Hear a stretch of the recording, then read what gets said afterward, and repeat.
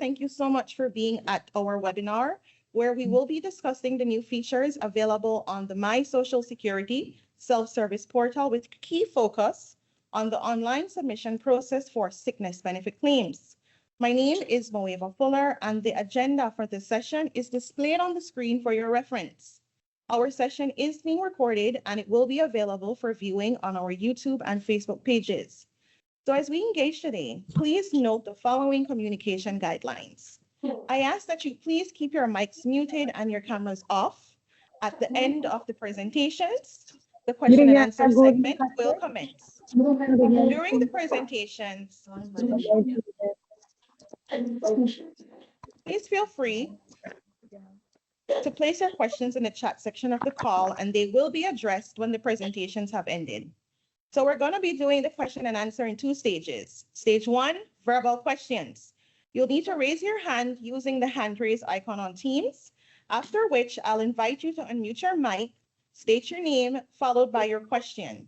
I ask that you please keep your questions short and concise. Stage 2, questions posted via the chat will be read for the SSB representatives here to address. That brings us to the end of the housekeeping matters. I now introduce our Chief Executive Officer, Dr. Leroy Almendarez, to deliver the official opening remarks. Well, good morning. Good morning. It is a very exciting and exciting morning, really. Very often we keep hearing about Social Security needs to be a little bit more user-friendly. There's a need for us to have Social Security at our fingertips. Now, as Chief Executive Officer, yes, indeed, it is a great pleasure. We have come to this point, not without challenges, but it's important for me to acknowledge those who have really been, really in the trenches, as we like to say, and those who have been persistent to ensuring that we reach this point. Because people keep asking us, we hear about my portal and, really the new features that we've been hearing about. I need to check my contribution, some of these challenges that you hear. And the fact that digitalization or automation allows for, so easier access, less frustration. And of course, part of this will be education. So let me acknowledge I'm afraid to call names because I'm afraid I missed some names. But I know that there are those from the general managers, for example, and if I could just, for example, mention Mr. Arlene Neal, who is the general manager of service management, Mr. Ward McGregor, the CIO, the chief information officer, Mr. Leo Vasquez, the the GM for finance. I can't forget, of course, Ms. Olivia, our GM for HR, and I trust I'm not missing anybody. If I do, then I know I'll be in trouble. But there are also those who facilitated this process to make sure that we're able to engage, because this was not easy. I can tell you it took a lot of work. And so to acknowledge the manager for marketing and communications, Ms. Vanessa Veos and her team. And so, let me also say this with the acknowledgement, because like I said, I am here on their shoulders. Believe me, I'm here on their shoulders as a member of a team that truly believes that, protecting you, the social protection that we provide, that these things are important. So SSB's service transformation journey for continuous improvement in service delivery, to leverage technology and making Social Security services available at your fingertips. And of course, this comes with partnership, because we work with a partner, Davin, as we would refer to them, because this automation process is through Perenza, which is the digitalization platform we're using. And SSB's fiduciary responsibility and sustainability of the fund also relies on operational efficiency. And I must underscore operational efficiency, because the easier it is when it comes to accessing our services, building that relationship allows us, really to build trust and confidence with employers and those who make contributions. Because as we try to reach out to the self-employed to a larger extent as well. And so that facilitates the process, so that employers find it easier to not only submit, but also to make payments, because contributions or the collection of those contributions, and let me not say collection, paying of contributions ensures that we're able to pay out for, within our 3 branches. So support for our members through customer service channel is ongoing, and as we transition to make all SSB services available online, that's the end goal. But accessing SSB's online services requires my Social Security portal account. So if you're an employer, you're self-employed, employee, or medical doctor, it is important that you're participating. And this morning I check and I understand that over 700 plus individuals, employers, um, active insured persons, are participating in this webinar. SSB online services must be fully and will be fully deployed at some point in time, but it includes registration of insured persons, employers, and self-employed. Employer services, which include online submission of all contribution statements for automatic update to the insured person's contribution record. Sickness benefit along with the healthcare feature. Contribution history page, view for insured persons, because that's one of the challenges we're facing. When a person is reaching the age of 60 or nearing the age of 60, which it is age of retirement, it's important to know my contribution history, and so that when that calculation is made and determining what my pension benefits or monthly payouts will be, that all my contribution is in fact included in that calculation. So again, I just want to reiterate my excitement, but my excitement is a team excitement, because I know how excited the team is. As a matter of fact, they're probably waiting for them to start their presentations anyway. So let me not hold that back. But again, to say, team, I'm proud of you. You kept the course, with all the challenges, etc. And anyone who is listening or viewing, we know what the challenges are when it comes to automation, because you never know where the bugs will come from. This has gone through those phases of testing, etc. So again, thanks for your participation. It's truly a pleasure being here, and I will turn off my camera and become a participant. So I turn it back over to you, however. Thank you, CEO. So Ms. Arlene Neal, our General Manager for the Service Management Division, will now provide an overview of the changes as we transition from the manual process of sickness benefit claim submission to the enhanced online submissions via the My Social Security self-service platform, which will seamlessly connect healthcare providers, employers, and insured persons, facilitating the faster processing of sickness benefit claims. Neal? Hi, good morning, everybody. Thank you so much for joining us on this very exciting venture for Social Security. As our CEO, Dr. Elmandaris mentioned, our journey continues for us to embark on service enhancements to our valued customers and, of course, our stakeholders. It is a continued team effort, and one of our members also is Mrs. Leticia Vega, one of our general managers, a part of the team as well. So we thank you so much for taking time out from your busy schedules to be a part of this team today via this webinar to hear what Social Security has to offer you as our valued stakeholders. One of the features that we will be sharing with you today is, of course, online medical certificates for insured persons created by the medical doctors via the healthcare feature. This is a new feature as a segment of those persons who contribute to that online environment to make the sickness benefit claim now an automated process. The doctors, we've been working with the medical doctors across the country to have them engage, be aware, and sign up for the My Social Security self-service portal for them to access the new healthcare feature to be able to submit a medical certificate online to the insured persons portal for those persons who are employees, fall ill, and go to the doctor to get that medical certificate. This is not only the requirement based on our labor laws, but it initiates the process via the medical certificate of a sickness benefit claim to Social Security.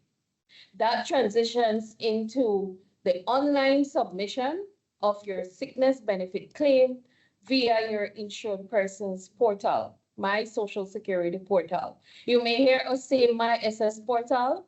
It's just the short version of the My Social Security self-service portal.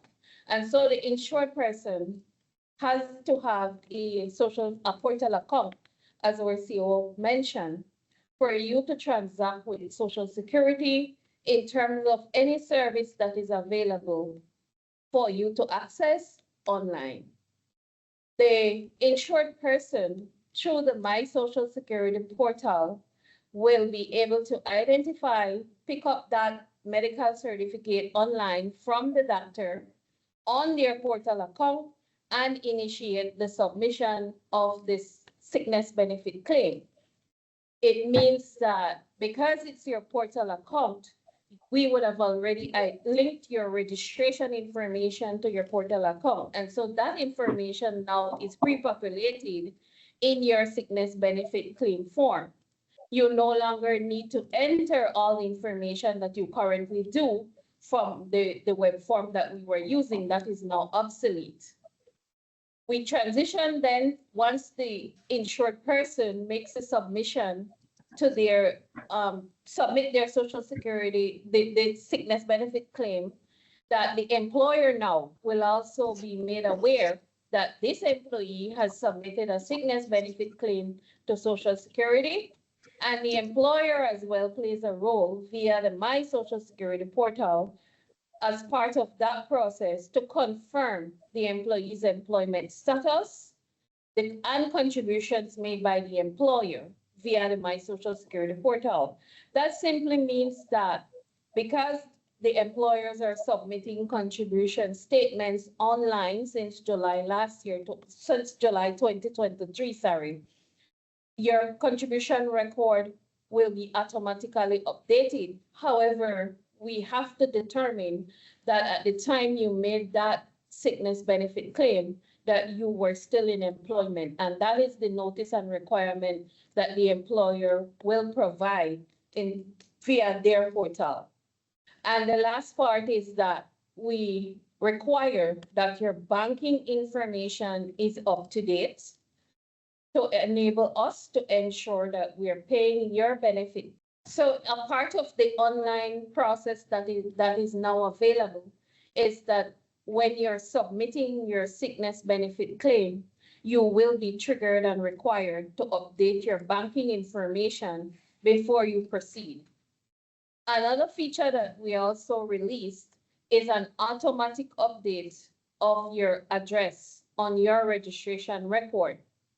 The automatic update of your address via your portal account no longer requires an appointment to come do so in the office, nor the banking information as well. Both of those features are now independent, and you can do both without an appointment, without an in-office visit, providing that you must upload proof of your banking information correctly showing your name as the account holder, the account number, and the bank. We stress that because we know that in the online environment, many persons would take a snapshot of their online banking screen, but the name of the account holder is absent. And we need all three parts of the information: your account name holder, your bank name, and your account number. So we shared the major changes as it relates to sickness benefit online. Another important change that you will see that you can now access for all those persons with a portal account. And so if you want to be a part of this experience, you need to sign up for your portal account. Is the release of our contribution history page view. It means that once you go on your portal account, the tab is there for you to open and view your Social Security history contribution record.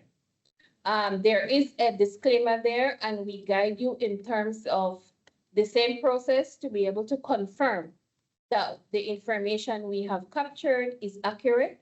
If there's any missing contributions, there's a process which you undertake to go through to inform us, declare, provide proof, and we go through the necessary process to review and update accordingly.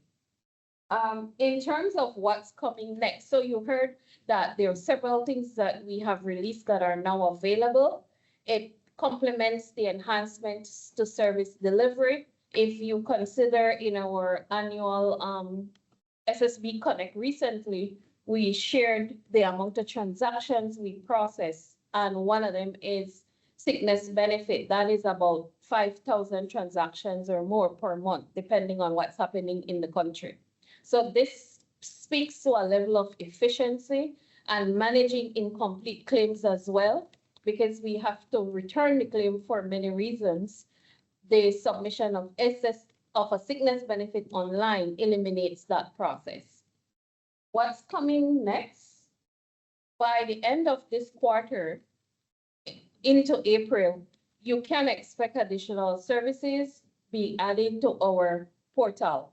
So your MySS portal becomes further enhanced with the submission of maternity benefits, maternity grants, retirement benefit, and followed by funeral grant. This speaks to the level of transition that we continue to engage in terms of providing improved customer services to you. So thank you very much for being a part of today's exciting deployment and for us to share with you those services. Thank you so much, Ms. Neal, for that useful information. So we are now shifting to a live demonstration of the new features that are available via the My Social Security platform, which I'm sure many of you are waiting for us to demonstrate. So Justin, the virtual floor is yours.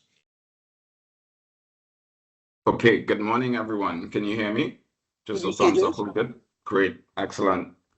Well, I'm Justin from the Davin team. Very, very happy and pleased to be here with you all.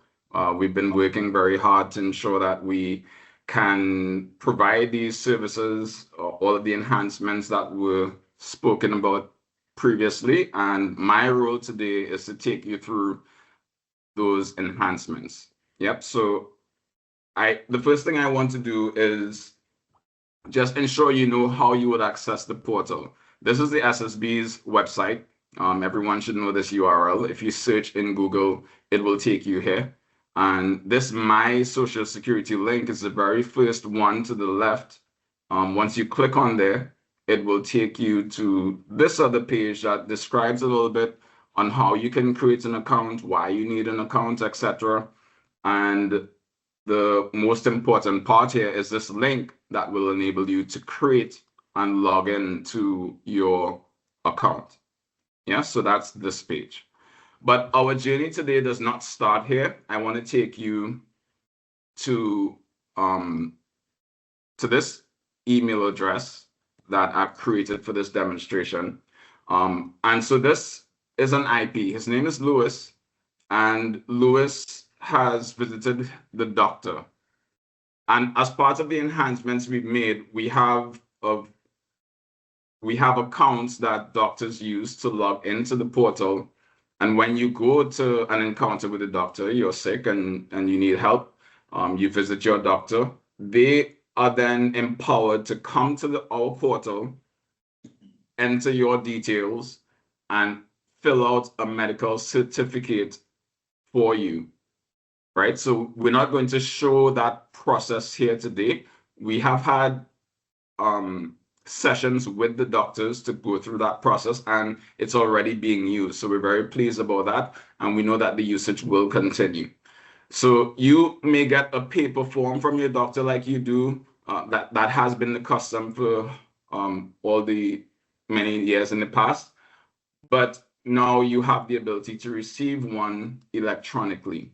So what I'm showing now is Lewis, he's received a medical certificate from his doctor, and this email notified him of that certificate, right? So you have already signed up for an account. You visited your doctor.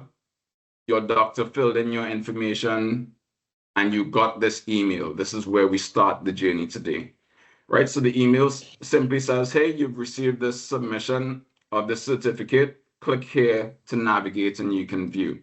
So this link then pulls up the portal for you automatically, but you still need to sign in. So I'll hit login.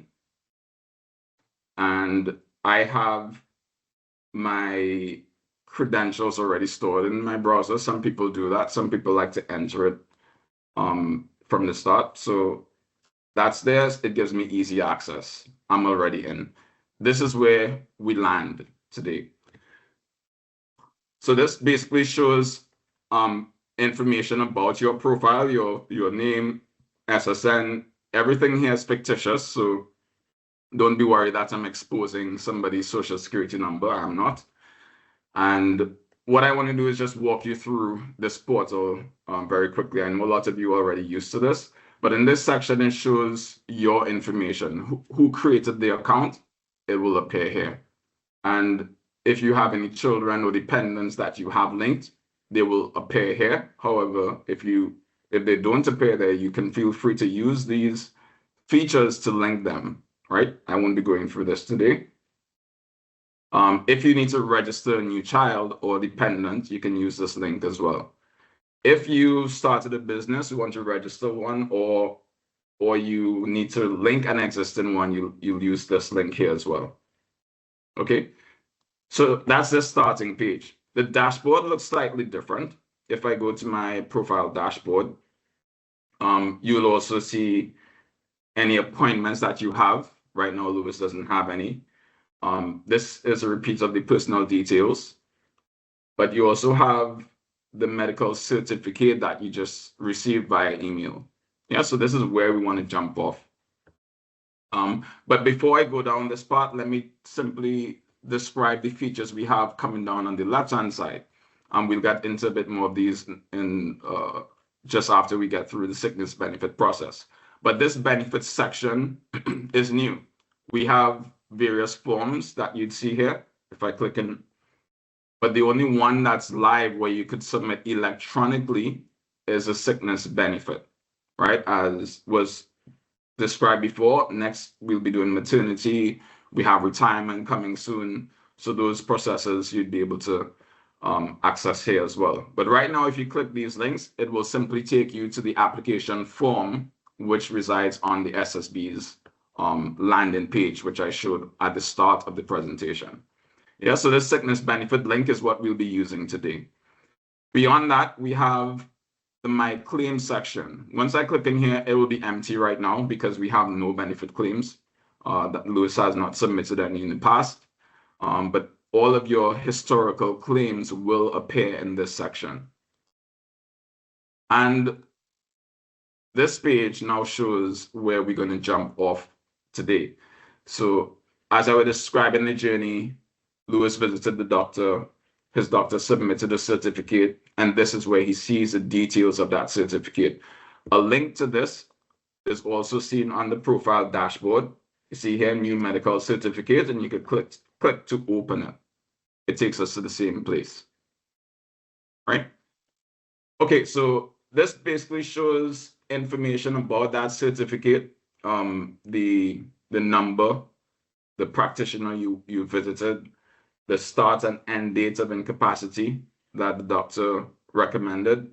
And you can see here that it's in on a new state, like you have not submitted your claim yet. So there's no claim that's connected or tied to this medical certificate. But to do that is as easy as clicking this button, right? And I'm going to do that in just a second. But before, I want to click this view button. It's just a view icon. And you're able to view the details of the certificate. You'd also see the diagnosis, which we don't show on that first screen, right? If for any reason you needed to print it, you can by clicking this button. It will open a dialog in your browser. And once you have a connected printer, you'd be able to print it, right? We'll just load the preview. There it is, and you can print it. Okay, so now let's go start the claim. And what I want to describe is how easy and quick it is to now submit your sickness benefit claim. We know in the past you do this on paper, many of you, or the former portal, you had a different experience in filling this form. So we're going to show how much more efficient it is in this version. So we start with this requirements page, just a reminder of what you need to be able to submit a sickness claim. You need to have between a certain age bracket, as well as you need updated banking information, which is very important. There's no use in submitting the claim if you're not going to get paid. So we need your payment information before, finalizing this form. So at the start here, we have a person summary. This is your details. We just show it to ensure that, it's confirmed. If you see an error here, then you could go update your information.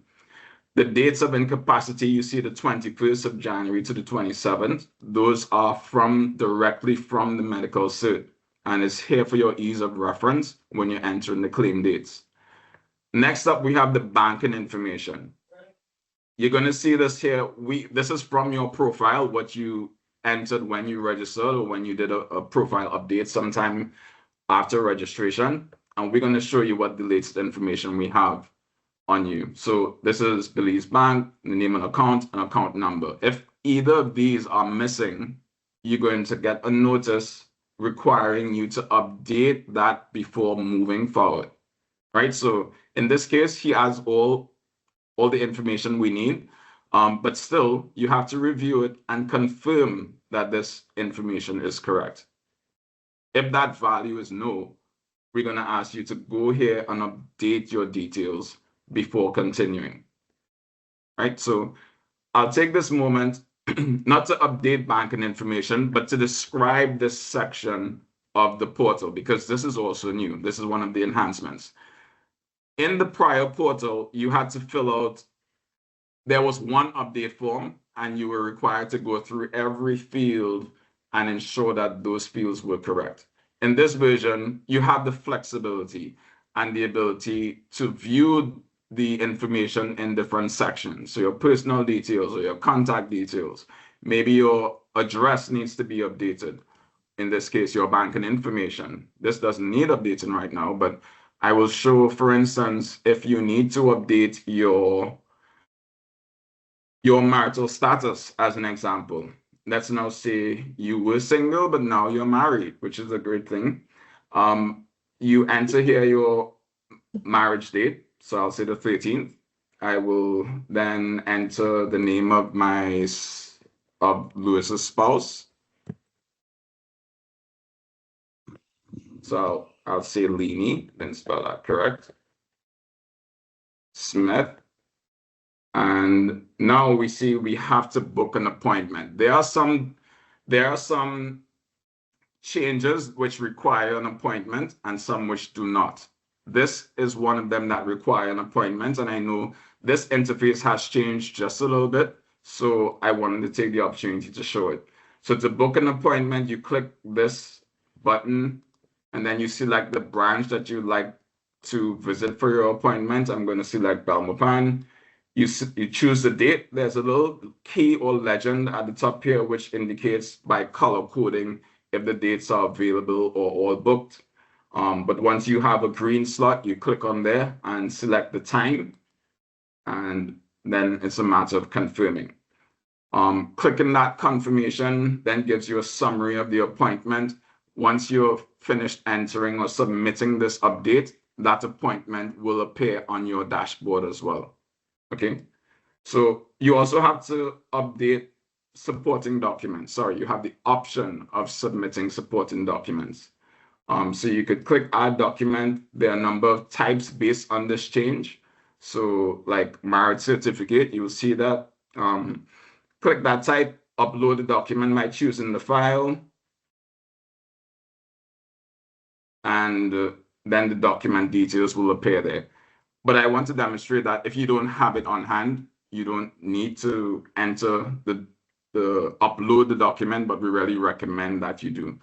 But I'll just save changes here, and we will see the way that this has been submitted. And when you go to your dashboard, Here we now see the appointment that you have for this change. You could also view this this appointment. And if you need to cancel it, which means you can no longer attend or reschedule it for some other reason, you can do that by clicking either of these buttons.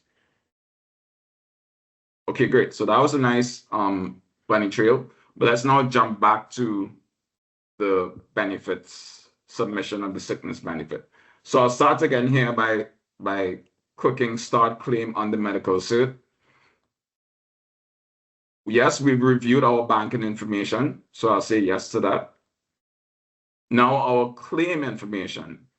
Is this claim related to an injury at work? If it is, then we're sorry, this is the wrong form that you're filling out. That has to do with injury benefit. But once you say no to this, yes, it's a sickness benefit claim, then we ask you to enter the claim period.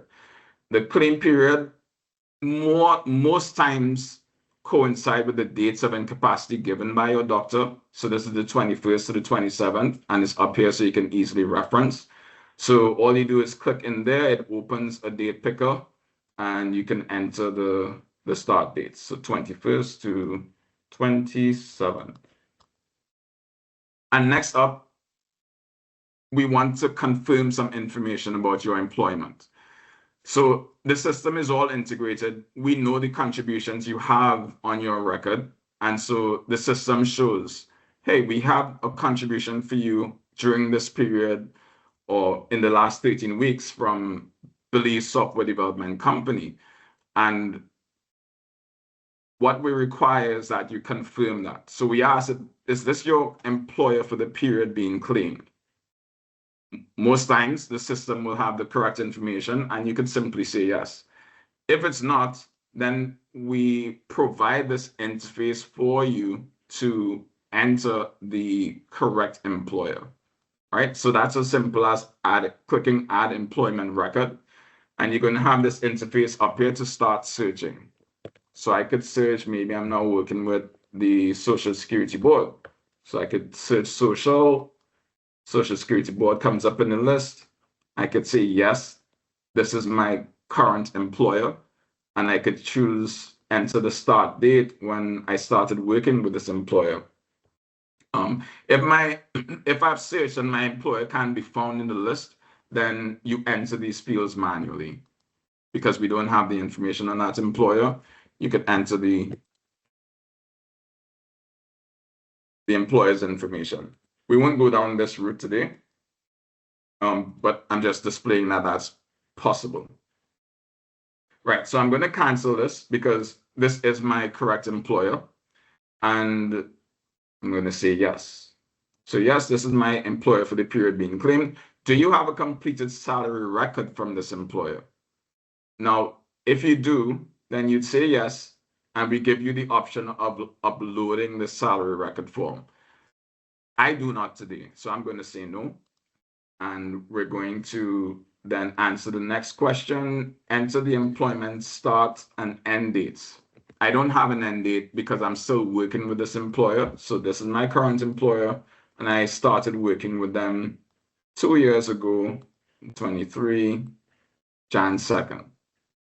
Okay, and we're just asking here if you have any additional employers. You could say no. If you say yes, then you use the same interface I showed before to add those employers. And at the end, we're just asking you to make these declarations that you will inform Social Security Board if you return to work prior to the end date of incapacity. I authorize my tutoring doctor to disclose. I agree to this form of electronic signing, and I also understand that it is an offense to provide false or misleading information. And with that, we're free to submit the form. And so you can see the form takes on a more conversational interface. It's a lot more efficient because we surface data to you that we were not before, because we're using now a lot of the data we have stored on the insured person to have the process be more efficient. So at this point, we've submitted, we get this confirmation on screen, but we also have, confirmation via email for your submission. You see two new emails here. One was for appointment confirmation.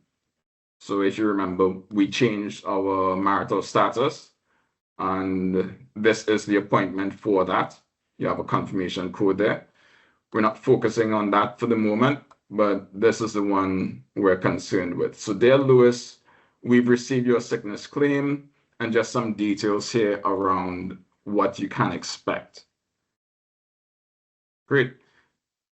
So at this point, the employer has a rule. Your employer, if you did not submit a salary record form, your employer gets a notification to go fill out some information for you. So I'm going to switch roles right now, and I'm going to present as that employer.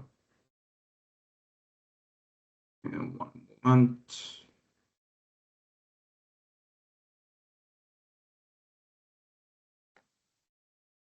Okay. So I'll close this tab.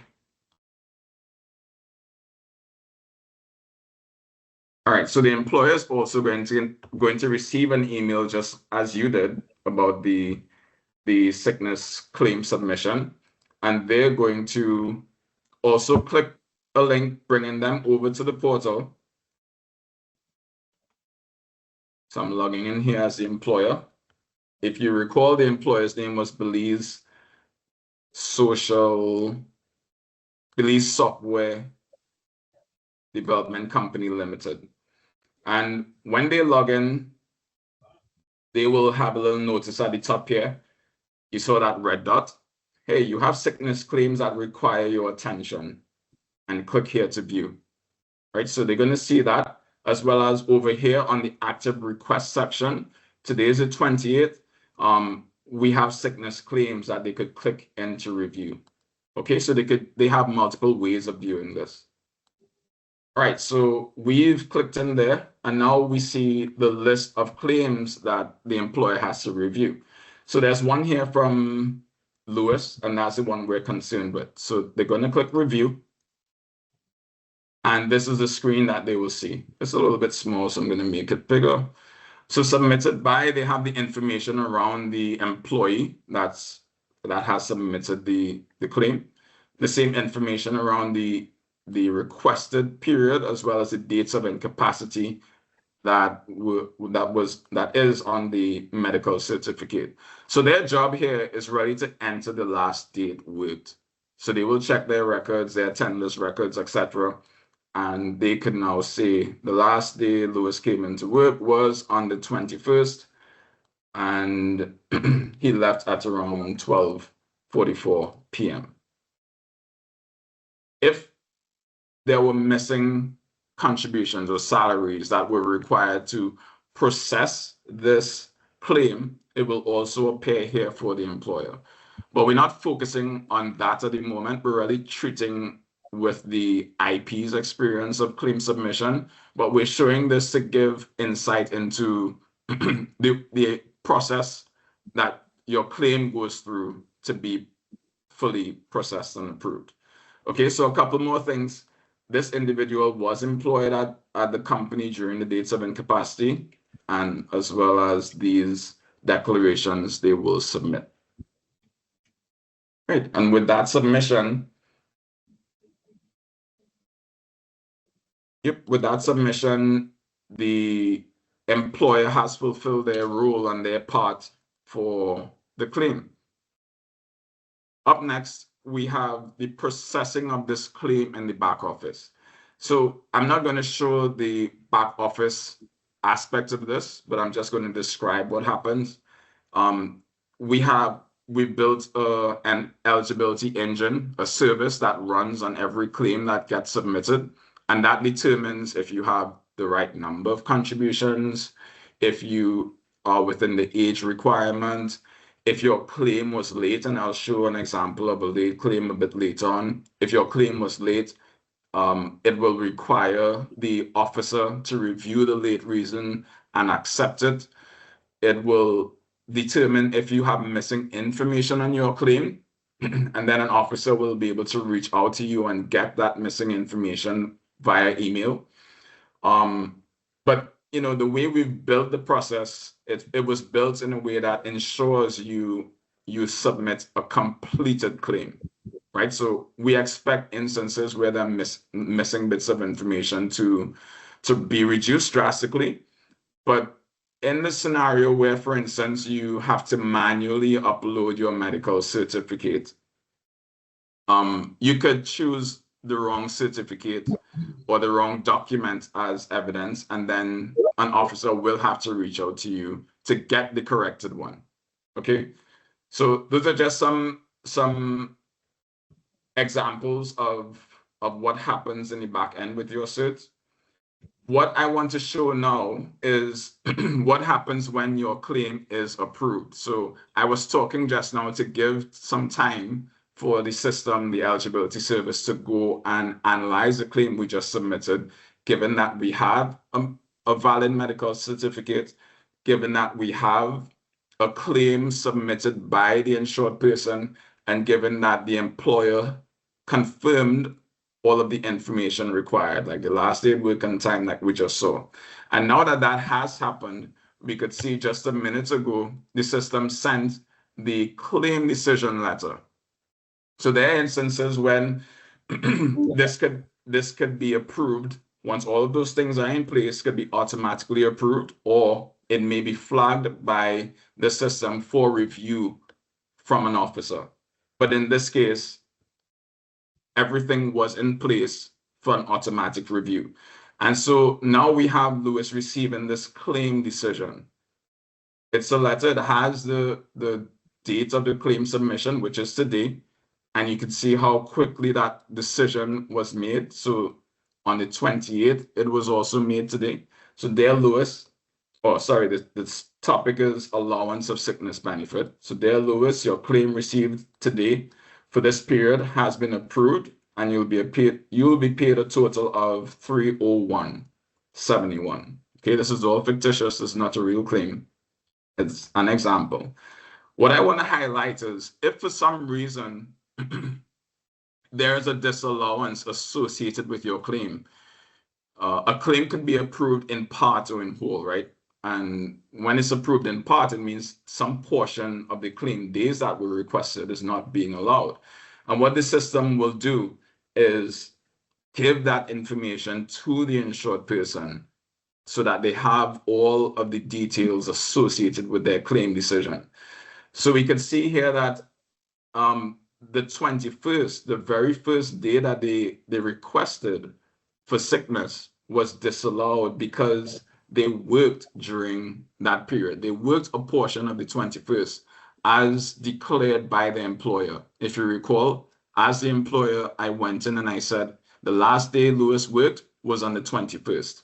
And as a result, the system knows that based on the rules we've set up, that the 21st cannot be allowed. And this is why we quote a section of the law, so you have that you can refer to. And so the emails were configured to ensure that you have complete information, as complete as possible. So you don't have to call into the office, or if you do have to call into the office, you have enough details to inform your query. Good. So at the bottom here, just that part about queries. If you do have a query, you can email or you can call into the office. There's an appeals process as well. We give the link, the web link for that form, and just some basic information at the end of the claim decision letter. So that's great. At this point, the system will also create the payment details for your claim after approval. So now let's return to Lewis's portal. I'm actually going to log out and back in. So, and let's see what got updated on this claim. All right, so I'm going back to the benefits section. I'm going to the My Claim section because this is where we see the historic claims. and we could see here the view claim button. We're going to click into there, and now we see some updated details. We could see your claim has been approved. That's consistent with the email on today's date.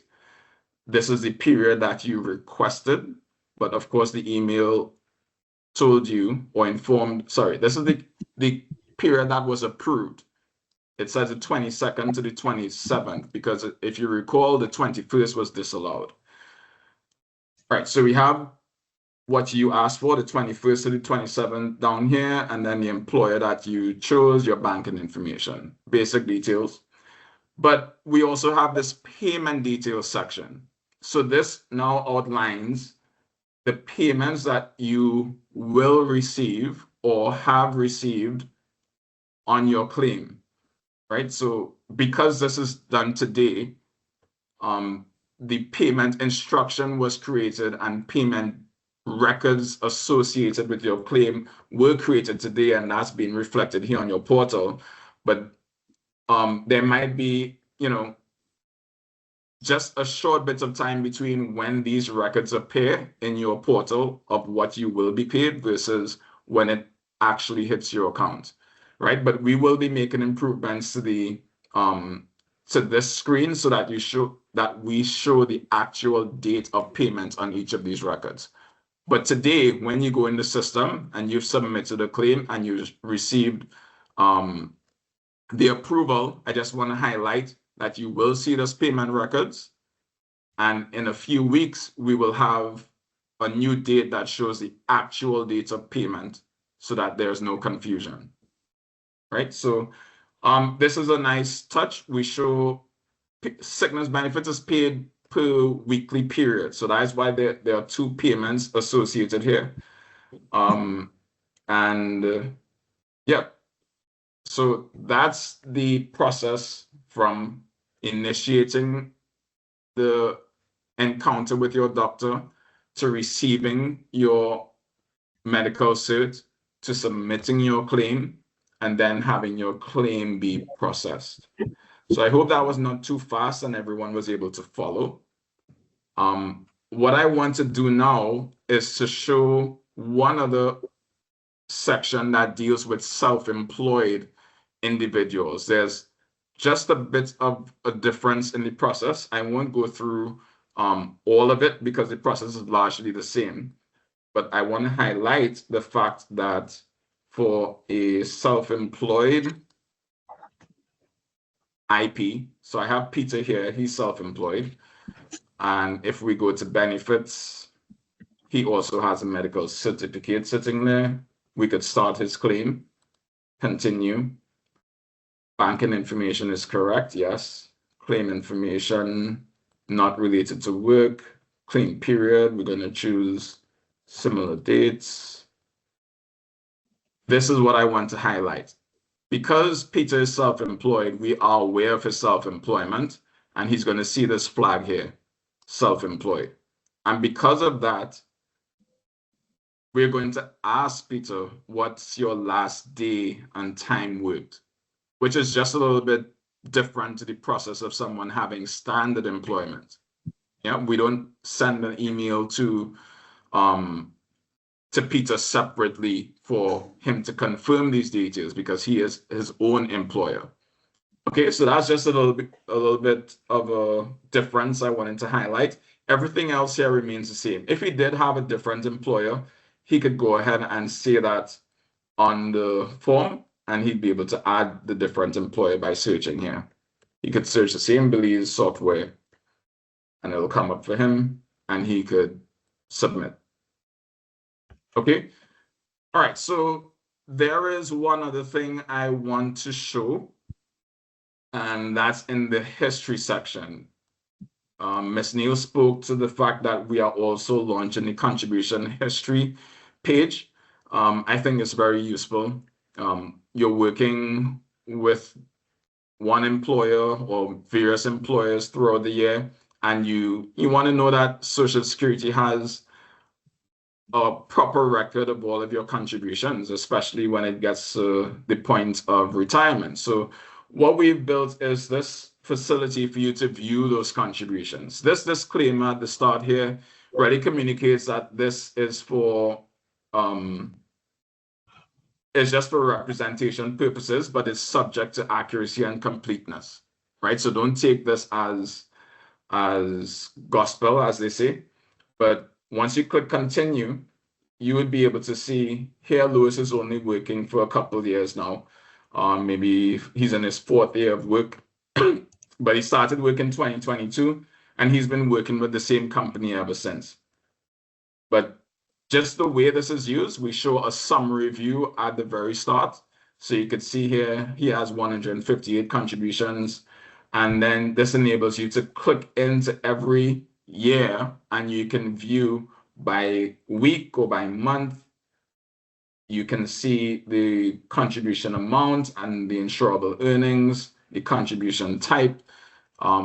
When you get a benefit payout, once it's for more than a week, there are credited contributions as well. So those will also appear in this list as applicable or appropriate.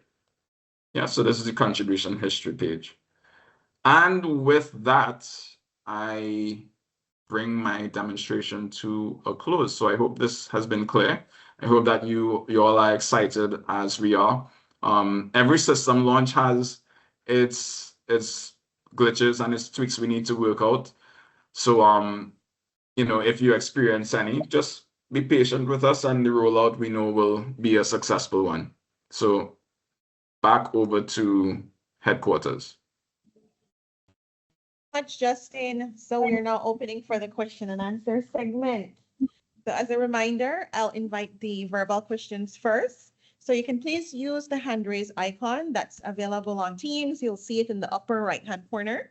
I'm going to identify you by your name, the name attached to your sign-in, and I'll ask you to unmute your mic and pose your question. As a reminder, please keep your questions concise and to the point, just so we can maximize and get the most out of the event here and allow as many questions as possible and also address those in the chat section. So let's see who is waiting to pose a question. Niche payables. So go ahead, please unmute and pose your question. Again, that's niche payables. Hi, good morning. It's 2 to 12, so it's morning still. In regards to how you guys calculate the benefits, we work 5 working days, but I guess Social Security do a 7-day. It's across the board, right? So it's a 7-day. Yes. Can you tell me how do you guys do your calculations for it? If that's possible. Yes. So to recap, she'd like to know about the calculations for sickness benefit, how we go about doing the calculation since they work a 5-day work week, but a contribution week for us is 7 days, Monday to Sunday.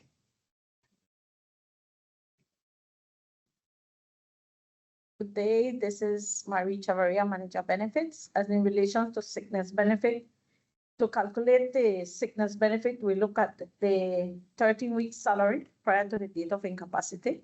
Whatever salaries you have worked for and contributed for, if we consider all the contributions made, the system will consider all contributions paid and submitted is the total number of the total amount of your contributions for that given week divided by the number of contributions that you would have paid. And it gives you your average weekly insurable earning. That is calculated times 80% for the first 156 days. And for the first 78 days, it's paid at 60%, right? As in relation to the week, indeed, it's a Monday to Sunday. So the whatever weekly rate is determined based on what you have contributed, that is divided by 7 days times whatever number of days of incapacity that have been indicated by the doctor. That is the amount that is paid.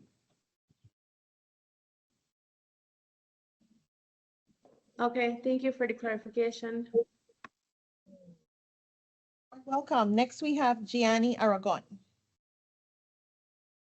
Is there a way to sign up for self-employment through the SSB portal? you mean sign up, this is Miss Neil, you mean sign up as a self-employed, employed person to contribute to the scheme, or sign up Yes, as a self-employed for a portal account? no, they already have a portal account. It's just to sign up as a contributor for self-employment. Okay, we self-employed persons can register through the employer services online. That is available as a feature that you can submit on a self-employed registration application online via the portal.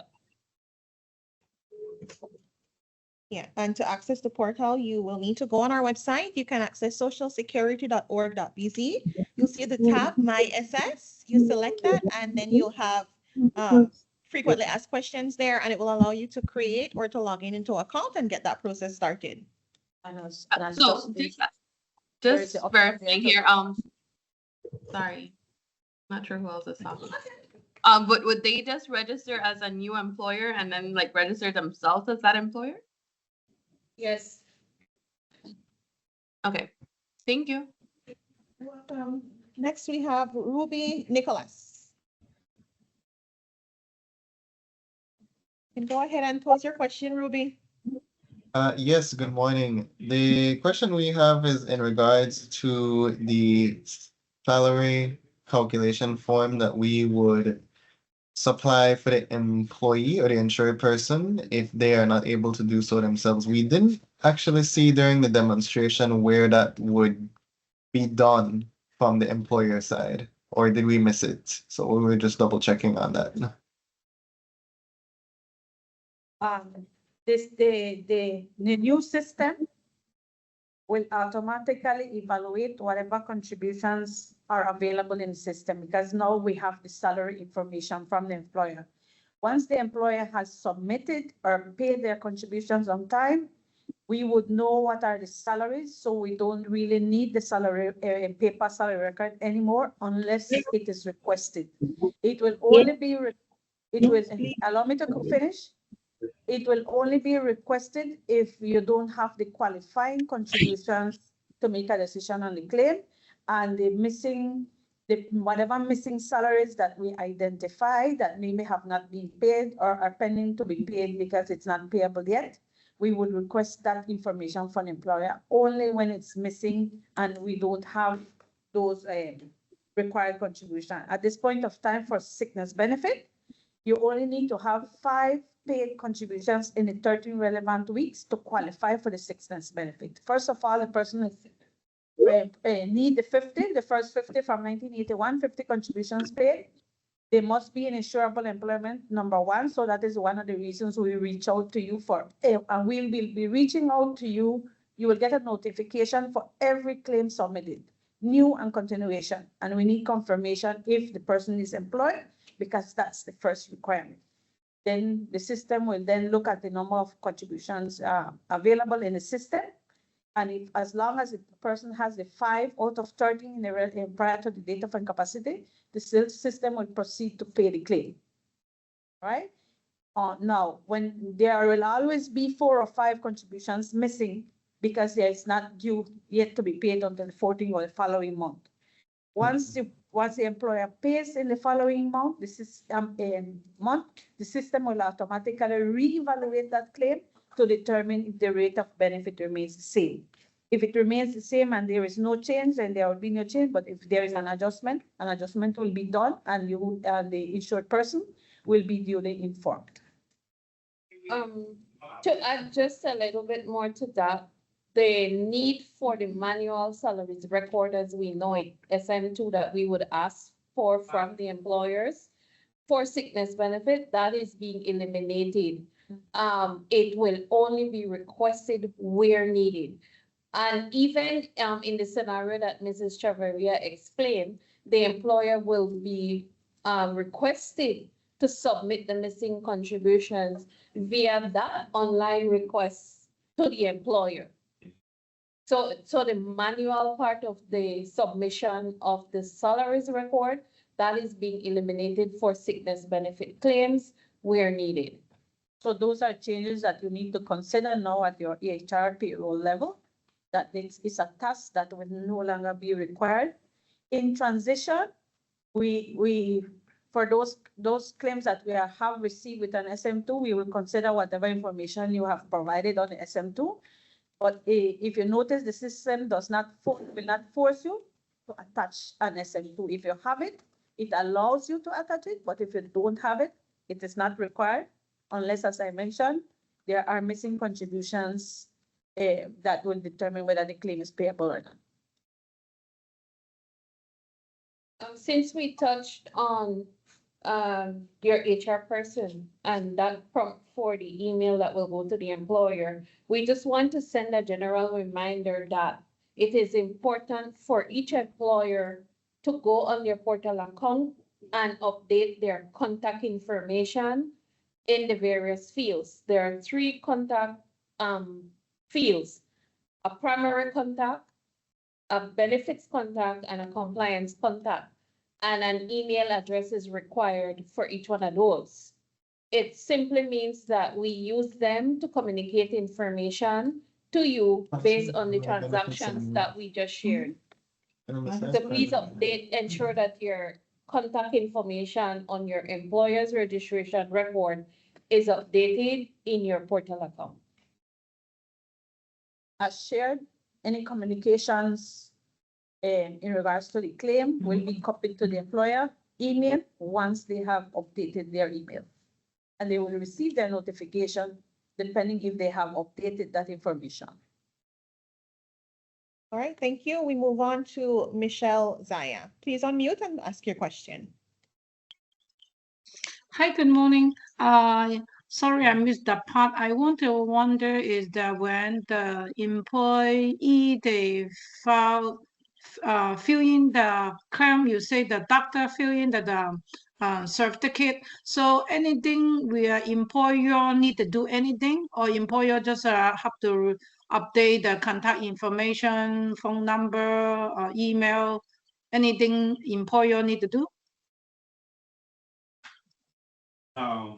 So upon submission of the claim by your employee, the employer will get notification via email and on their portal that an employee has submitted a sickness claim, right?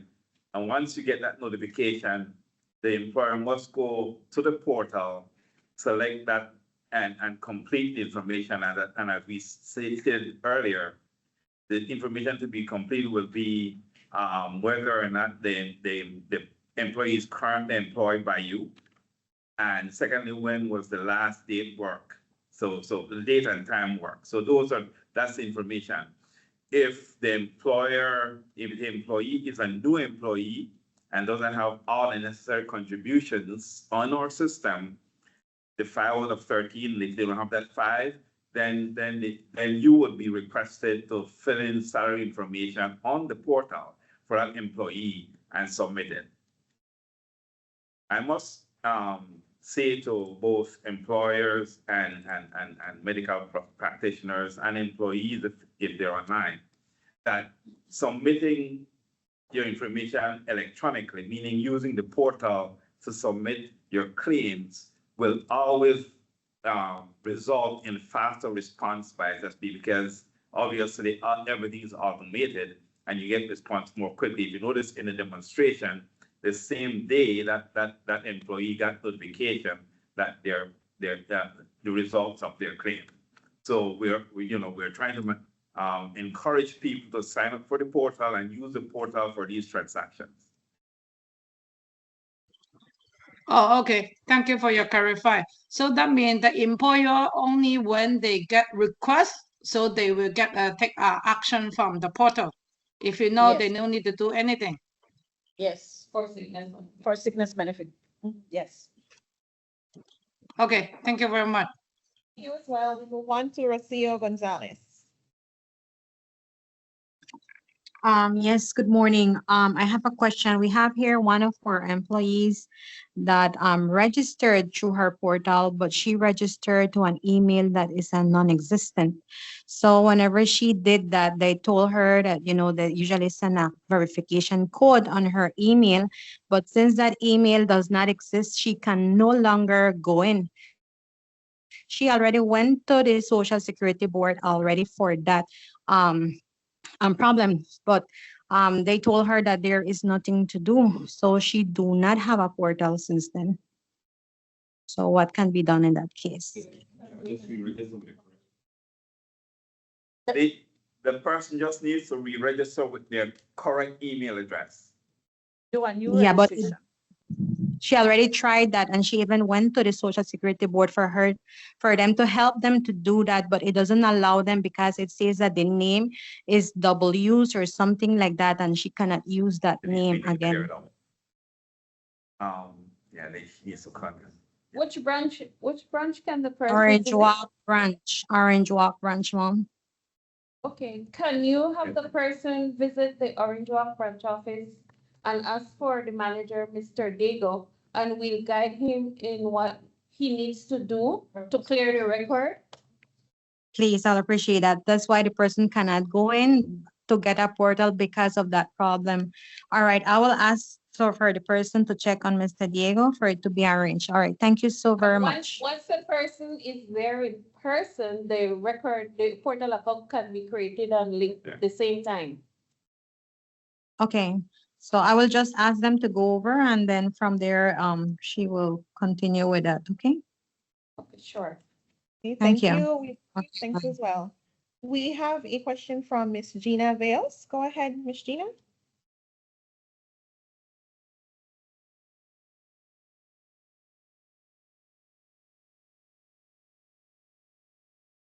So next up is Gina Vales. Are you there, Miss Vales?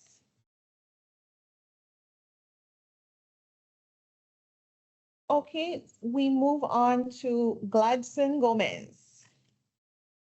At this time, the space is for Gladson Gomez to pose the question. Go ahead, Gladson. Okay, good night. Good morning. Can you hear me? Morning. Yes, we can hear you. Okay. My question is, in the past, employers were notified when a claim is being paid and the amount. How will the employers now know when that was paid and was processed? As we shared, it's important that the employer updates their profile emails of the persons who are responsible for reviewing the notifications from them that the employers will receive. In the employer profile, and it would be good if we could show it, it gives you the options to update the primary address, the compliance address, and the benefits address. Whenever there is a decision on any claim, in fact, starting at the notification, anybody who is authorized on the profile, any email on the profile will get a copy of the notification in their email, prompted to review the notification received on the employer portal. Whoever has access to that portal, the employer has to give that access to the given person, right? And when it comes to decision letters also, once the decision on the claim is made, the letter will be copied to the IP email and the insured person email, and also to the employer email. Whatever is on the system, whatever is in the employer profile, it will copy to those emails, to the benefits and primary email address. So it's important that you update, you go into your employer, and if you are a big company, for example, you have your person that works in compliance, who deals with the submission of the statements. You have your HR personnel that is already designated to do the benefit claims. So that's the email that you want to put there. And then the primary email, that's your main email, that whatever information, communication that we have concerning the Social Security in relation to compliance and benefits will be copied to. Okay, our next question is from Silvestro Shaw. You can unmute and ask your question, Silvestro. Good morning. I have one question in relation to what was mentioned earlier with when the day of incapacity started, because we were showed that on the 31st the employee still work, right? But what if the employee only work, let's say 1 hour or 2 hours for the day before getting ill? How about the rest of the day, and that employee is a hourly paid employee or a piece rate employee? And for social security purposes, any day work, any part of the day work, if you work for any part of the day, that benefit is not payable. It's once you perform remunerative work for any time for any part of the given day, the benefit will not be payable. We pay for the days not worked.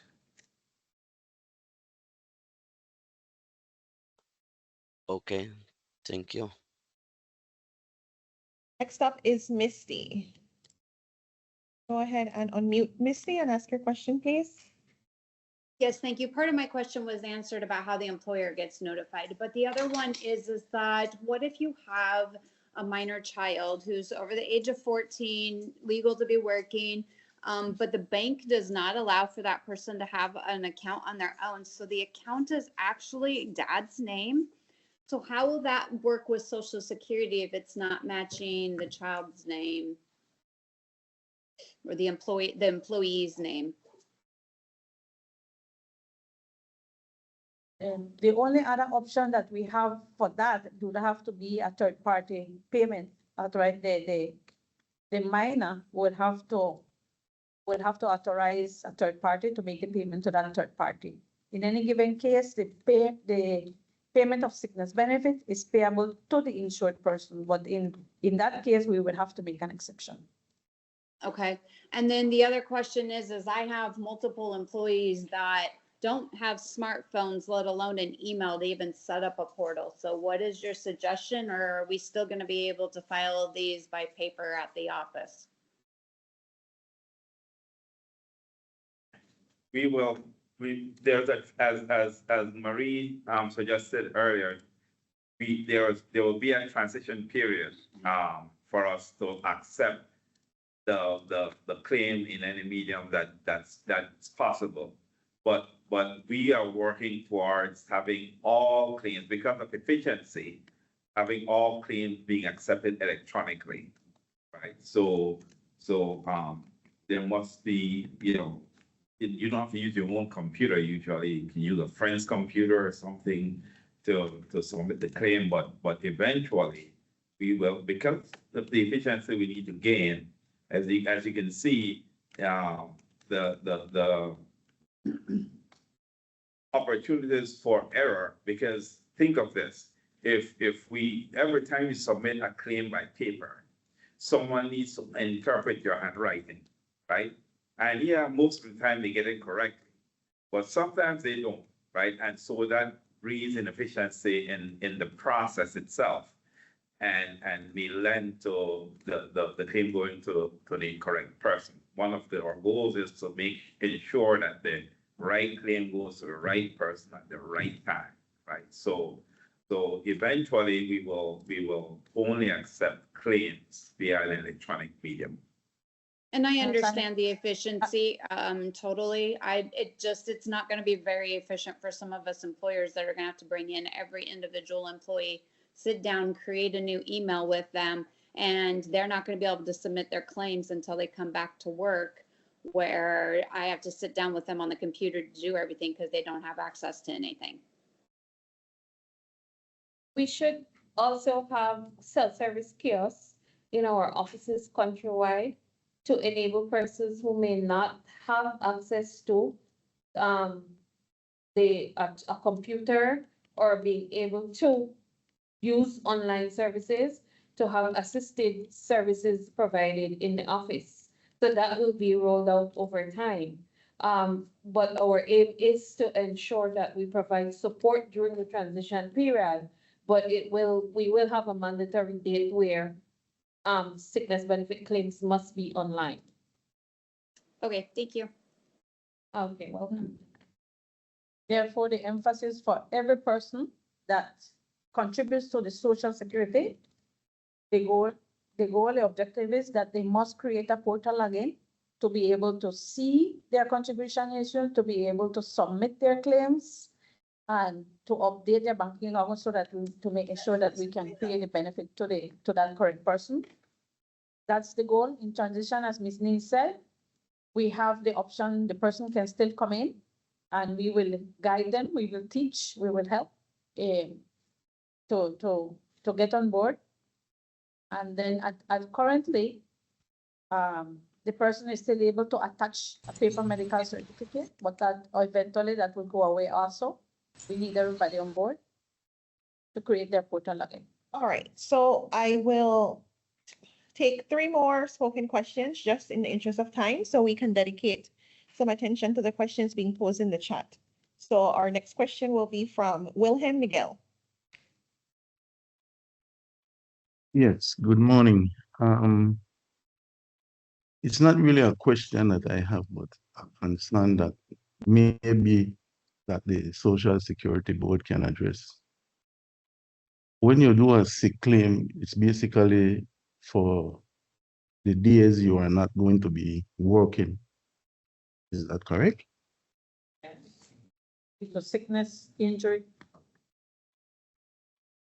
Why I'm asking, because it seems to me, and like I said, it's only something that I have brought up, or at least considered.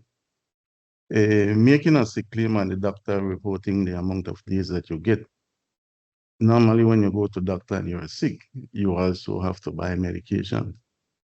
Where and who and how do you recover for the medication? Or Social Security does not cover for the medications as such. As you all know, prices for everything has been rising drastically, and therefore, as a sick person, you have already limited yourself by having a limited amount of resources, not able to work, and then you have to pay additional as it relates to medication. Just a concern that I have. Thank you. We hear your concern, but for sickness benefit, indeed, we only pay for days of incapacity. We only cover for days of incapacity that you require due to your illness or injury that you may have. It could be an injury not related to your work, so we cover for that too. But we don't cover for medical expenses. The only area in which we cover medical expenses would be if you have an accident at work. But for sickness benefit, we only pay days of incapacity for loss of income during the period. I would just like to put in a concern then that, is it that something that the Social Security can look at, or no, not any of that? I don't think that is within the scope of our law. I'm not certain that it's an area that we would consider. I think that is more relevant to NHI services based on what the direction the country is going in providing that support for medical care access locally. So I think that's more a conversation in that direction. Okay, our next question will be from Northern Medical Plaza. Please unmute and ask your question. Good morning. I have a little, well, I heard that you guys had said that you had worked with some doctors already on how to use the portal. However, Northern Medical Plaza, well, we were not contacted to see how we know the doctors would start using the portal for the Social Security sick leave claims. We're still having sessions with medical practitioners. We have reached out to all the NHI providers, and Northern Medical is under the NHI provider. So we have had sessions with session. We continue our sessions, but information is there in the website, how you can register as an insured person, and how you can reach out to also get the access to access to the healthcare portal. It has been shared also with the Belize Medical and Dental Association. It's the doctor that has that we have tried all our avenues to reach to all medical practitioners to ensure that they get access to the healthcare. By chance, is there a video or something on YouTube or where we can look into it? It's available on the website. Okay, Yes, all right, thank you. Yes, so at the beginning, we did make mention that we have the useful videos on our YouTube and Facebook pages, and we will recap that again at the end. And we will also make this recording available to those of you here, so you can review it and you can also share with those. So essentially, the takeaway is that Social Security is here to provide as much support as we can during this period, whether that be getting the doctors the support they need to get on board, whether that be the insured person who needs to actually open and create their portal account through in-office support, as Ms. Neal shared, or whether that be digital support through our customer care team, and also the outreach as well, and also our employers. That is a portion of the population that is significant, and they are going to be instrumental in making this a success. We have not forgotten any of those sectors, and our efforts are being maximized, and we continue to work hard to get everyone on board and support us during this process and provide you with the necessary support. Any doctor who has not received access or gotten access to the healthcare feature can contact customer service or myself, Marie Chavaria, so that I ensure that they get access to the healthcare portal. All right, so I will take one more spoken question, and then we will just check out the questions in the chat section so that we can address those as well, because there are some very important questions there, and they may also help in responding some of the questions you would have wanted to voice. So this spoken question, we will take it from Octavia Wheat.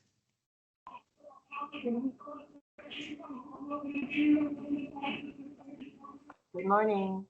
Good morning.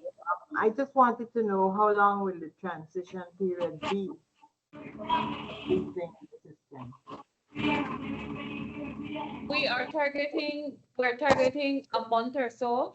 We will assess where we are, but we intend for it to become mandatory, not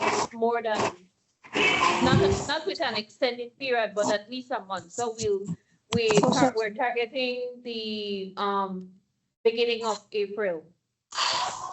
We're targeting the beginning of April from the rollout because we have these services already available.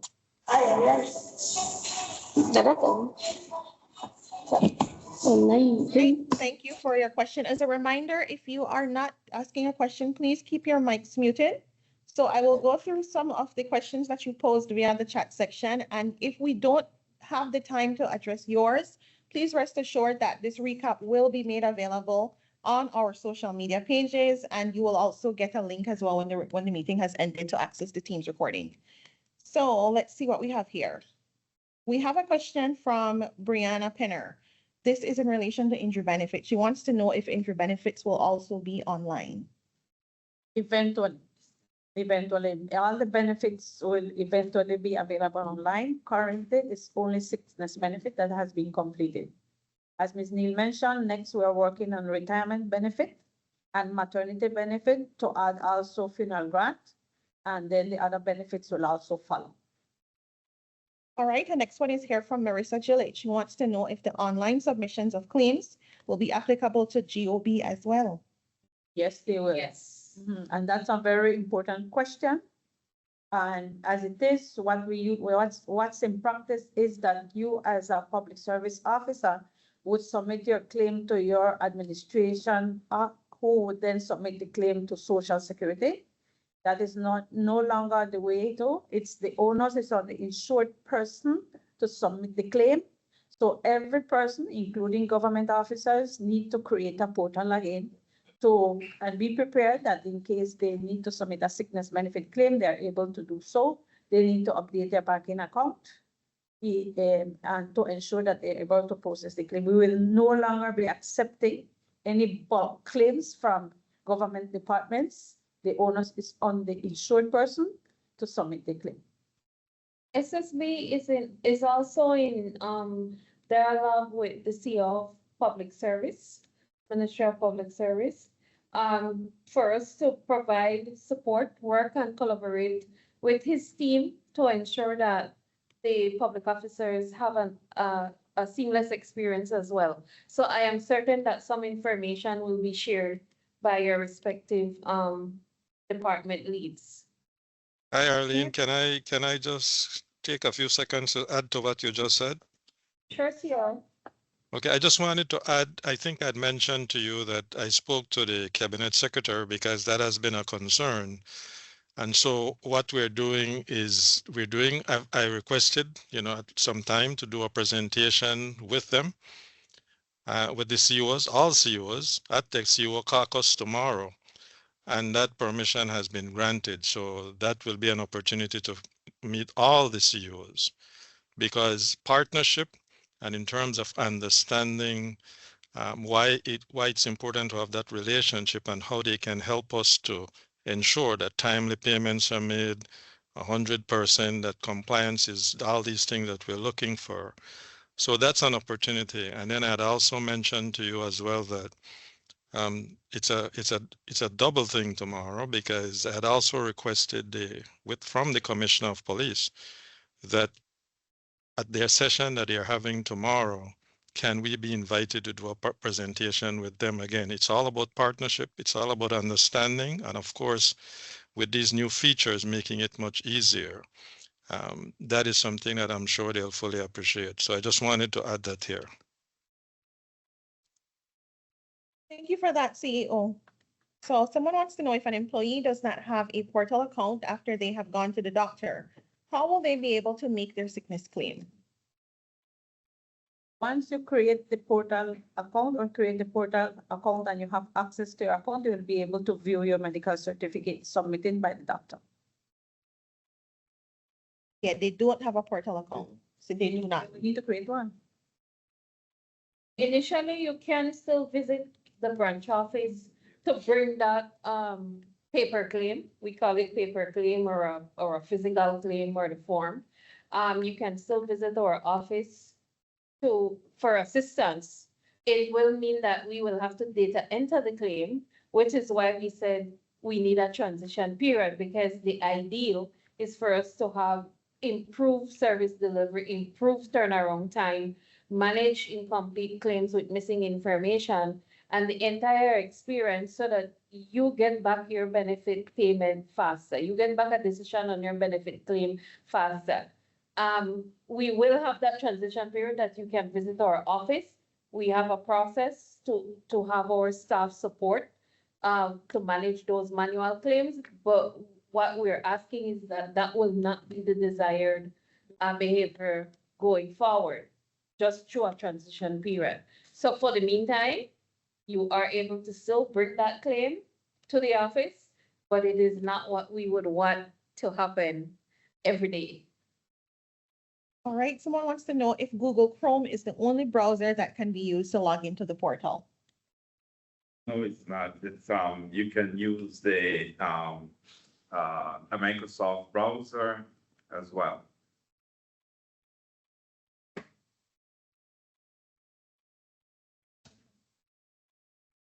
Okay, this would be good for us to reemphasize a point. This person says, by chance, can the employer see the decision that's made on the claim? The employer will be able to see the decision on the claim once they have updated their email address on their profile, employer profile. So essentially, both the insured person and the employer will be receiving timely updates about the claim, which also bolsters and enhances the efficiency of what we're trying to accomplish here. Just Yeah, so- bearing in mind that all our employers are already online because they have to submit contribution statements online. That is a mandatory requirement since 2023. I wanted to clarify that just to the point, they receive notification of the claim decision, the employers do. But when they log into their portal account, it's not like there's a page where they see the decision on every claim, right? So when you ask the question of can they see the decision, I want to make the point that there's not a static page that you navigate to view that decision. We communicate the decision via email, and you have that as a reference. Good point.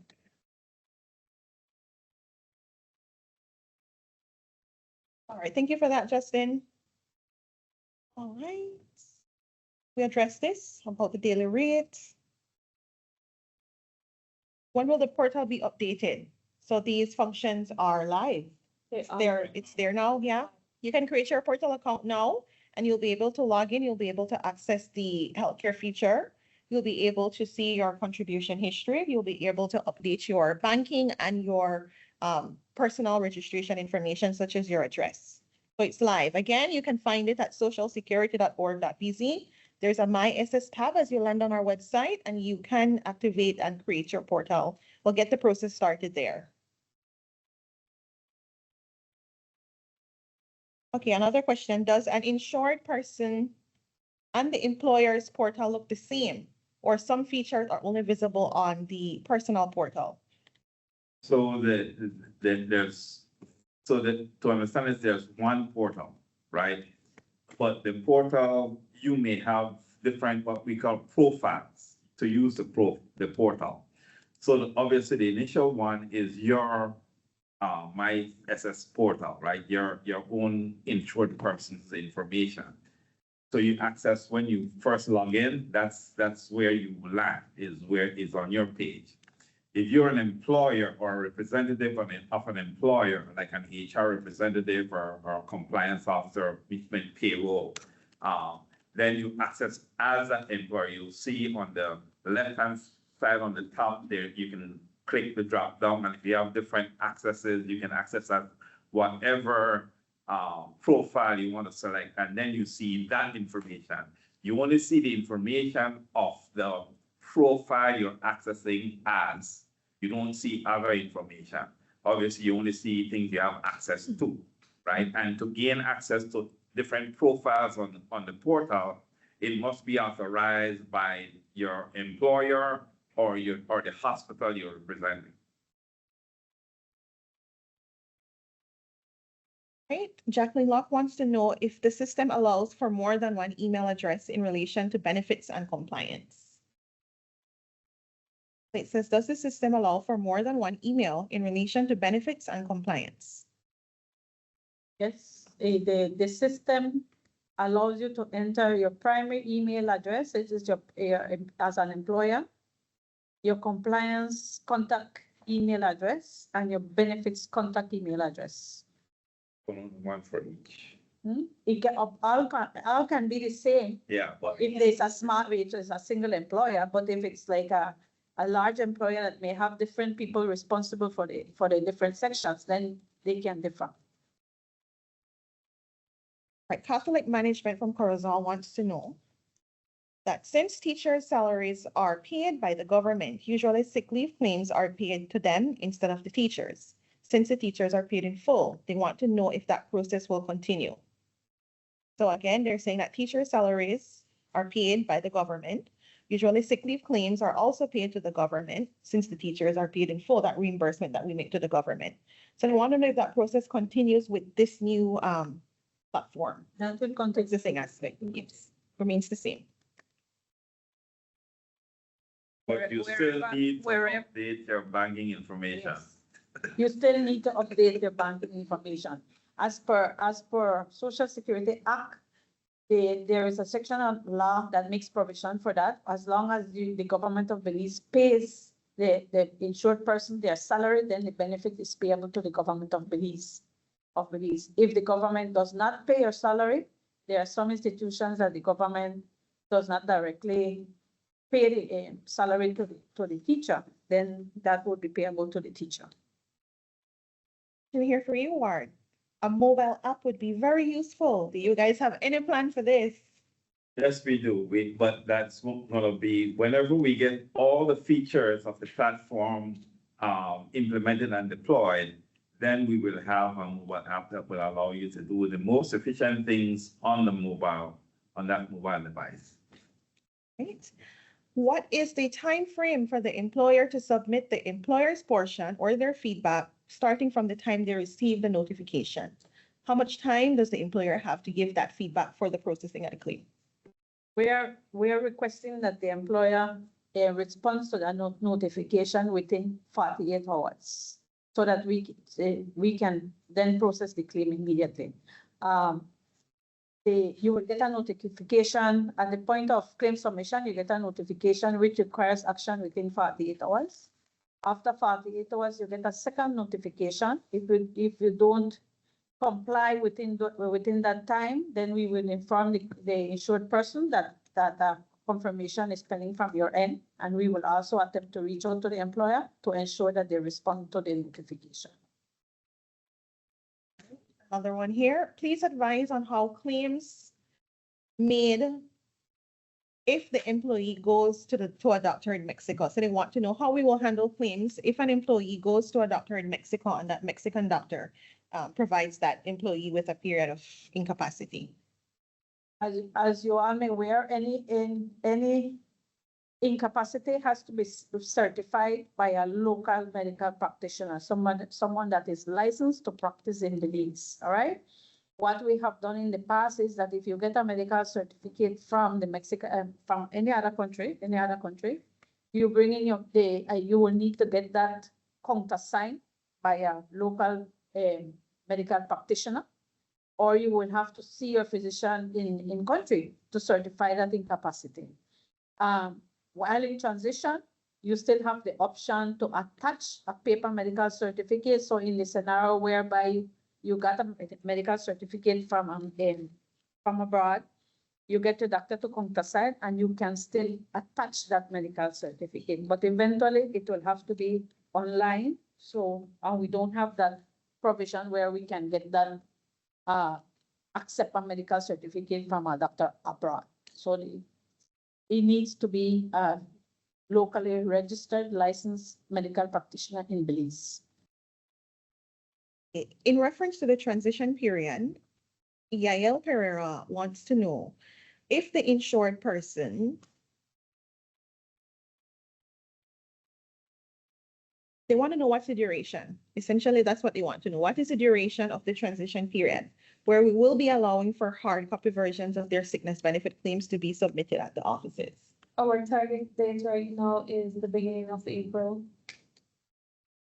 Once again, that's the beginning of April.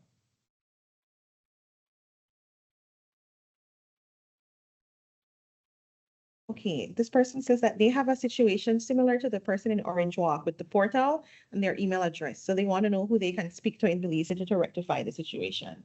This has to do with when they created the portal with an email address that's no longer valid. They could visit the Belize branch office. The meet and greet officer is there, and that person can direct them to the staff that can assist them. Okay, in the case of emergencies, the employee is hospitalized and unable to submit the form. Is there a grace period for submissions?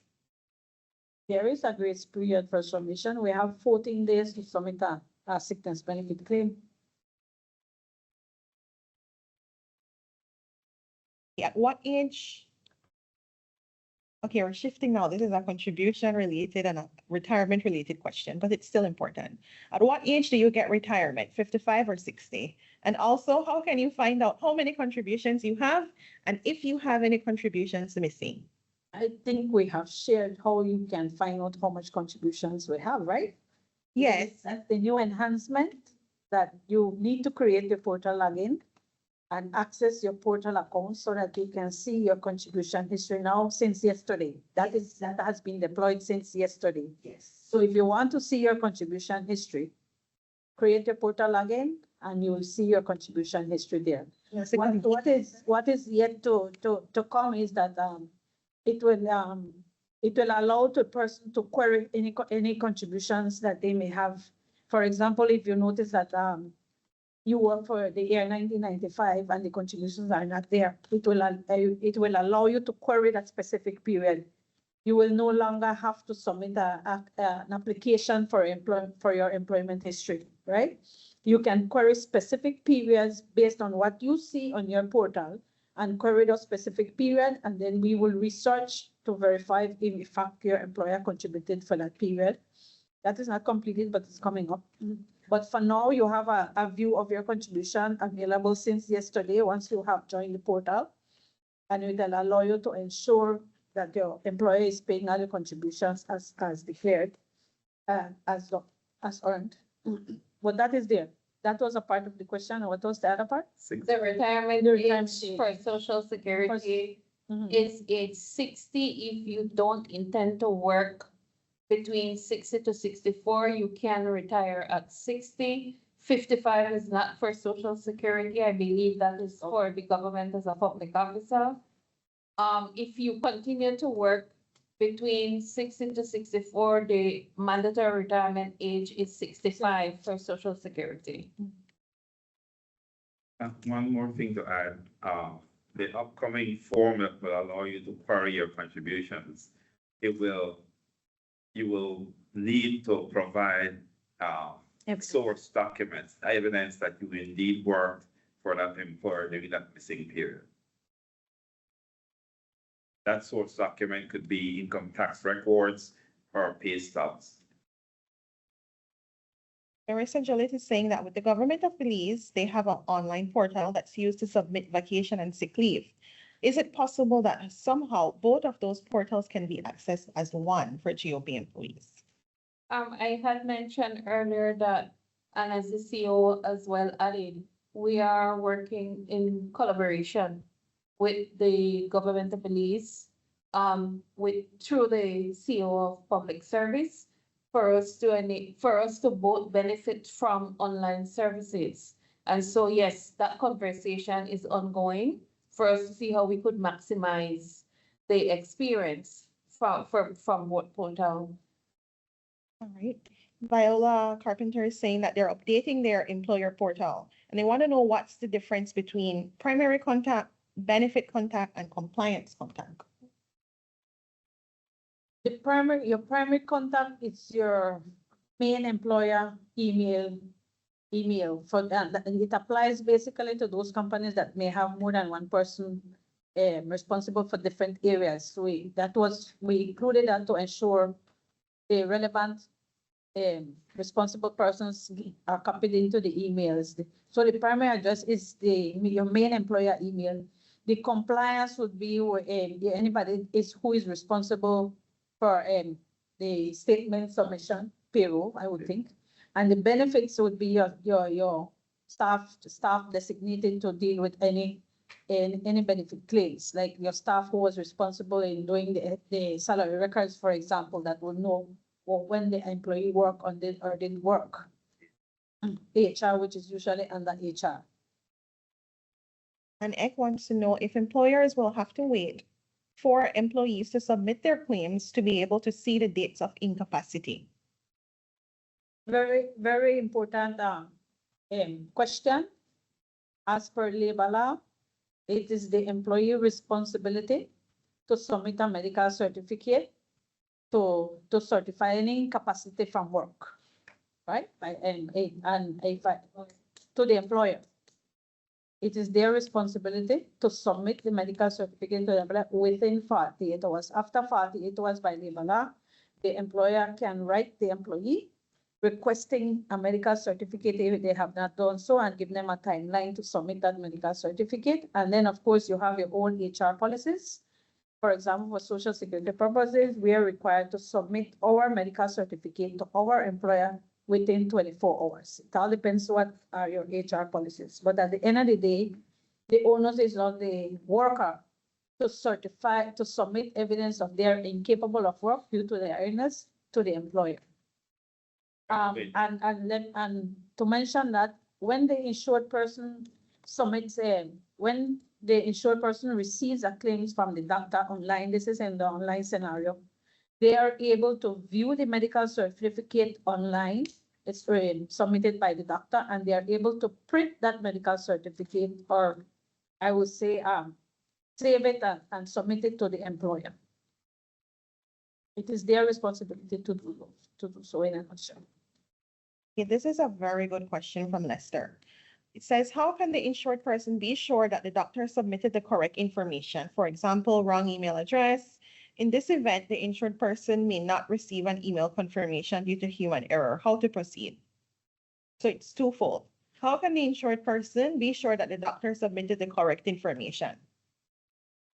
So well, it's the doctor. So they're stating the insured person usually is sitting in front of the doctor is filling out this medical certificate, right? So that's one, it's the doctor's purview. And with respect to the emails that get sent out, the doctor is not responsible for that. So the insured person, if they have updated their information in the system correctly, then they will receive that email in the kind of information that the system has. Right, so it's with respect to correspondence, it's the insured person's responsibility to ensure that their information is updated. Yeah, so to simplify that, it's like what happens now with the hard copy. I go to the doctor, I provide them with my social security card, they use my number and they record that on form.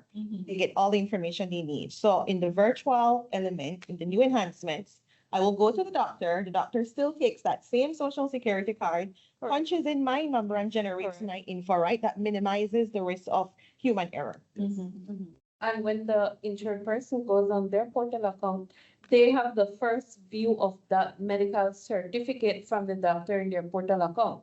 Social Security doesn't see that as yet. And so they can check right at that moment if the information that the doctor provided on the online medical certificate is accurate and inquire with the doctor. Yeah. So on a point of clarity here, they want to know if we can consider 2 working days instead of 48 hours for the employer's response. Do you think about that? Working days, so it's 48 hours, but it's working days. The desired behavior is that you action that within 48 hours. As I said before, we still would send another notification as a reminder. And just keep in mind, the sooner that you action that, the sooner the employee will be able to get their benefit. Once we receive the confirmation from your end, the system will automatically process that claim within that same day. A question from Yaneli. She says if a doctor does not submit a claim and does not want to do it, how does the employee proceed? So the doctor does not want to submit a medical certificate, create a medical certificate. Yeah. Provide. Word uses submit. The doctor does not submit a claim and does not want to do it. How does the employee proceed? How do they proceed now when a doctor refuses to create a medical certificate? Because maybe the doctor does not want to use that portion that the service provided. But it's legally they need to provide a medical certificate. It's either that they submit, they have 2 options. The doctor has 2 options. Submit the medical certificate online or give you a paper. But So they must give you one. Once you're consulting and you merit of course the days of incapacity.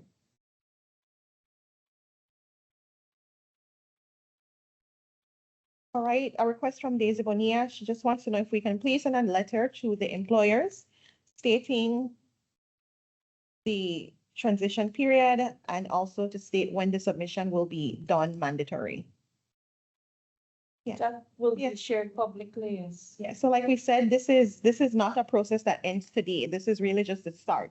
We're announcing these features to you, we're demoing them to you, but then the work continues in terms of us getting everyone on board and in terms of us making sure that all relevant stakeholders, doctors, employers, insured persons understand how it works and guide and allow us to guide them through the process fully.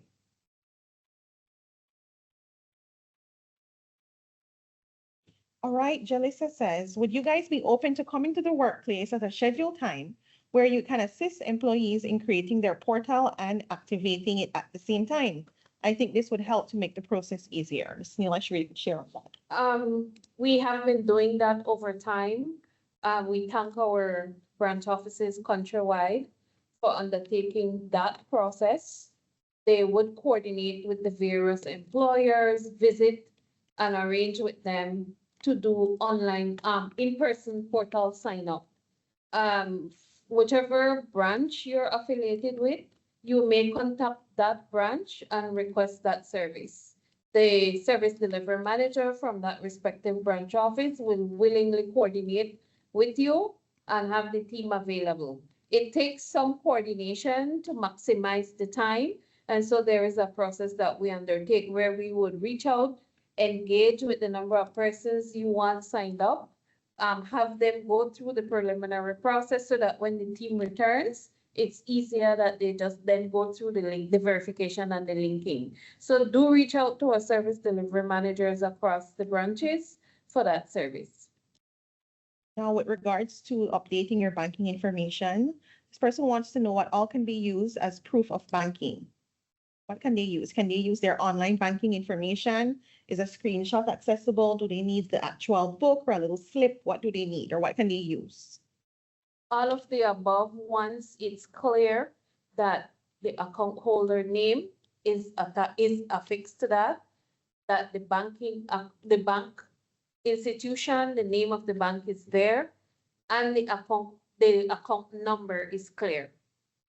Those are the three important pieces of information that must be visible in whatever source document that you use. Okay, someone wants to know if we've had any dispute when it comes to the calculation of a benefit by a claimant.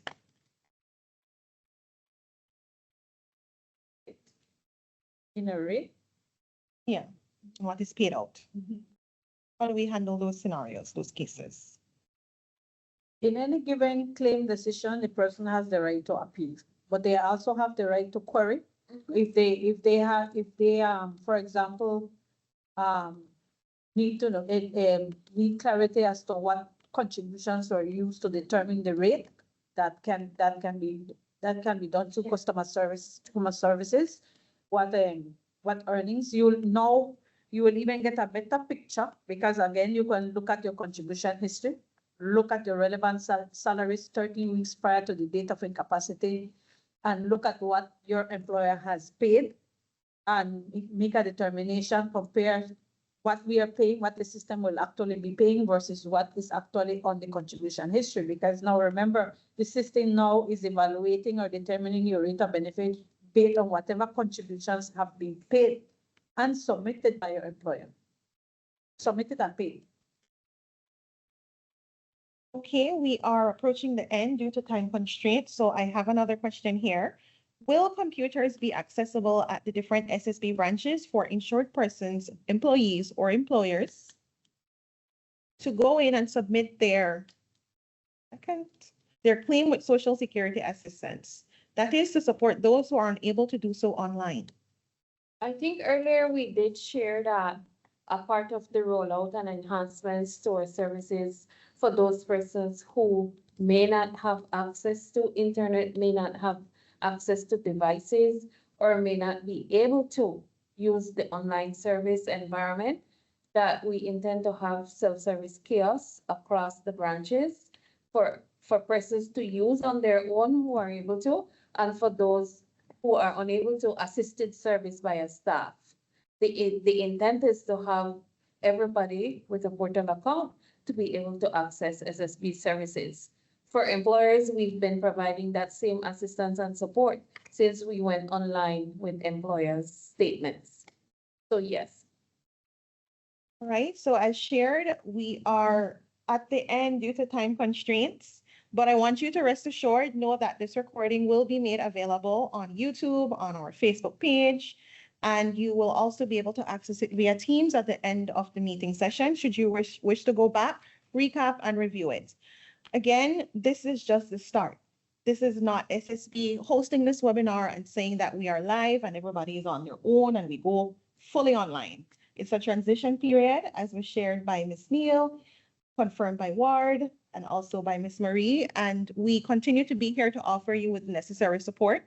So I do hope that today's session was highly beneficial, and of course, as a reminder, we do have our customer care team that is available for providing you with any support that you need, and you can contact them via the channels displayed above, because I saw a lot of questions asking how to navigate the portal, like when you get in, how do I access this section? How do I review that section? So please feel free to contact our very helpful and caring customer care, as the name indicates, team, that they are there to give you that necessary support. Thank you to all the presenters. Thank you so much for being here once more and for engaging with us. And please have a wonderful rest of the day, and we will stay connected with you all. Take care.